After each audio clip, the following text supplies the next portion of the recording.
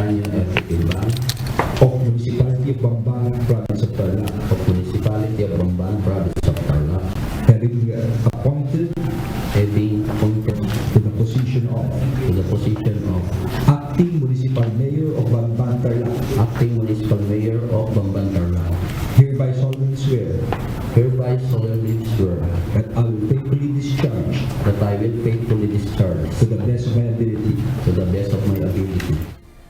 May bago ng alkalde ang bayan ng Bamban, Tarlac kapalit ng inalis na si Alice Guo. Nanumpa na sa harap ni Department of the Interior and Local Government Secretary Benhar Abalos si Municipal Councilor Iranyo Timbang bilang acting mayor ng Bamban. Ayon kay Secretary Abalos, si Timbang ay uupo sa pwesto sa loob lamang ng 3 buwan.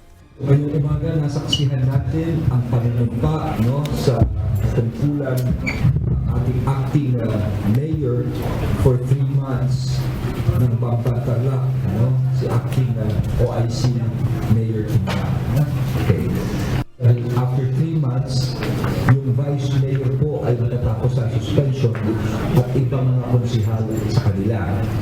Paliwanag ng kalihim, hindi nakapwesto ang vice-alkalde dahil kasama ito sa mga nasuspende ng 3 buwan.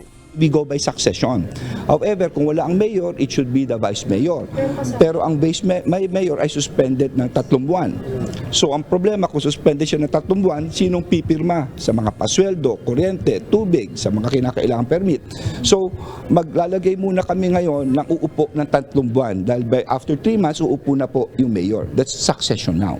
Sinabi ni Secretary Abalos na layon ng pagpupwesto kay Timbang na hindi maapektuhan ang serbisyo sa publiko sa bayan ng Bamban. Importante tuloy-tuloy ang serbisyo ng munisipyo po nito. Kung kaya sa ngayon ay inuna po namin si Acting Mayor Timbang, pero ako na po ay nagpagawa ng isang memorandum na kung saan ay ayon sa MC 2019-21, tayo po ay nagtayo ng screening committee para punuin yung iba. Nangako naman si Timbang na gagawin ng maayos ang kanyang trabaho at itutuloy ang mga nabinbing proyekto ng bayan. Sa ngalan po ng munisipyo ng Bamban, ako po nalulungkot sa nangyari sa aming bayan.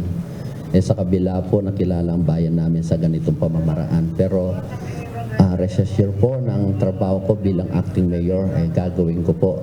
Ano man po yung makanaantalang proyekto ng former administration, lalo ko pong pagsisikapan na gawin ko yung tungkuling iniatang sa akin ng gobyerno. Nanawagan naman ang suporta si Secretary Abalos sa ibang opisyal ng Bamban Local Government. Alam ko naman na of course maraming suporta si Mayor Go. Ang sa akin lang ay sana galangin po natin ang desisyon ng korte dahil alam naman natin na ang isang bansang demokrasya ang basihan nito at parati ang hustisya, at ang hustisya ang basihan ng batas. Ito'y dumaan sa proseso, sana galangin na lang po natin ito.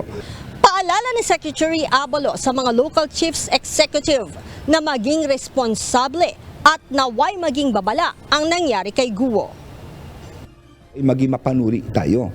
Look at the local government code. Yan po ang batayan ng kapangyarihan at responsibilidad. And of course, magiging liability ng isang local chief executive. Si Guo ay inisyuhan ng dismissal order ng Office of the Ombudsman matapos na mapatunayang guilty sa kasong grave misconduct. Leia Ilagan, UNTV, News and Rescue. Diyos ang aming sandigan, serbisyo publiko ang aming pinahahalagahan.